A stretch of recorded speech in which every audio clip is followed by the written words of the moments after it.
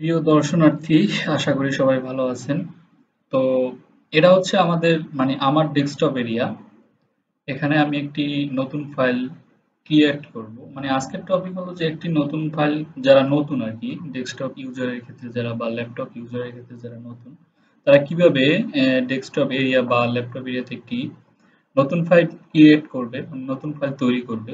তারপরে ফাইলটি কিভাবে রিনেম করতে পারবে এবং ফাইল ডিলিট করতে পারবে, এবং হঠাৎ একটি ফাইল তার ডিলিট হয়ে গেল, সে ফাইলটি কিভাবে রিস্টোর করতে পারবে, এটি আজকে দেখার বিষয়। তো চলেন শুরু করি।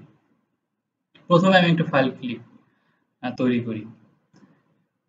কিভাবে তৈরি করব? মাউসের রাইট বাটনে ক্লিক করে new file, new new new select করব। নিউ সিলেক্ট করার পরে ফোল্ডার ফোল্ডার ক্লিক করলে একটি ফাইল তৈরি হয়ে যাবে অটোমেটিক।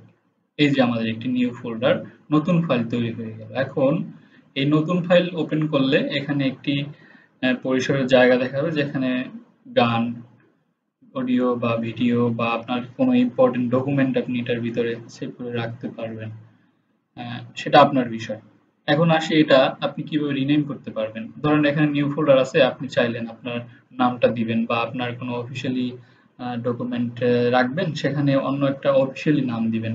সেটা কিভাবে দিবেন? সেটা হচ্ছে এটা সিলেক্ট করবেন। দেখেন এটা আমি মাউস ক্লিক করে সিলেক্ট করলাম এবং রাইট বাটনে ক্লিক করলাম এবং সব থেকে নিচে চলে আসলাম।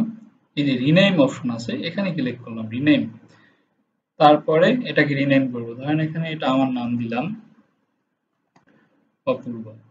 তো রিনেম করে এন্টার প্রেস করলাম। তার মানে কি, ফাইলটা রিনেম হয়ে গেল। এখন এই যে নতুন ফাইল, যেটা আমরা এইমাত্র তৈরি করলাম, তৈরি করার পর এই ফাইলটাই কিন্তু আমরা রিনেম করতে সক্ষম হলাম।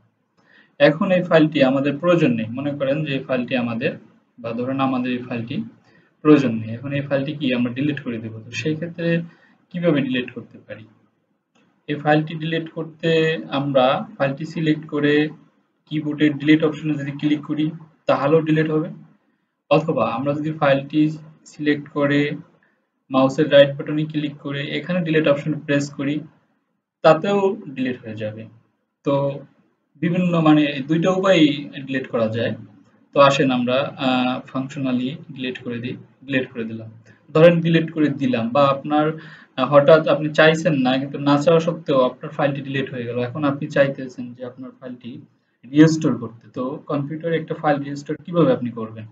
সেটা হচ্ছে যে কম্পিউটার যেকোনো ডিলিট হওয়ার সাথে সাথেই কম্পিউটার থেকে চলে যায় না। ওইটা হচ্ছে যে রিসাইকেল বিন, এই যে আপনার রিসাইকেল বিন অপশনটা এখানে গিয়ে থাকে। তো যদি আমরা আমাদের ডেস্কটপে রিসাইকেল বিন ওপেন করি, সেখানে দেখব যে এই যে অপূর্ব নামে একটি ফাইল আগে থেকেই করা ছিল। তো আমাদের নতুন ফাইল যেটা হচ্ছে সেটা হচ্ছে এই যে এটা।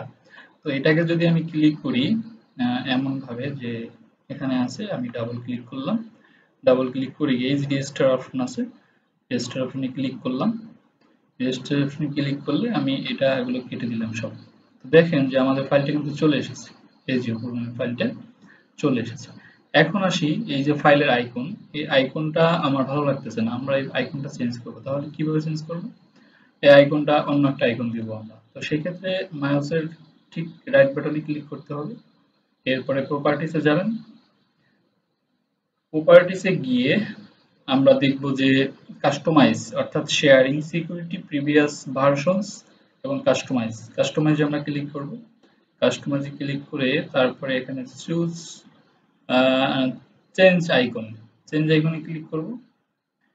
চেঞ্জ আইকনে ক্লিক করলে দেখবেন যে এখানে ভেরিয়াস আইকন আছে, অনেক আইকন দেখতে পারবেন।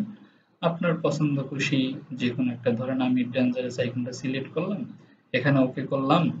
এরপরে এখানে অ্যাপ্লাই দিলাম এবং এখানে অ্যাপ্লাই দেওয়ার সাথে সাথে কিন্তু আমার এই যে আইকনটা পরিবর্তন হয়ে গেছে, দেখতে পেরেছেন কি?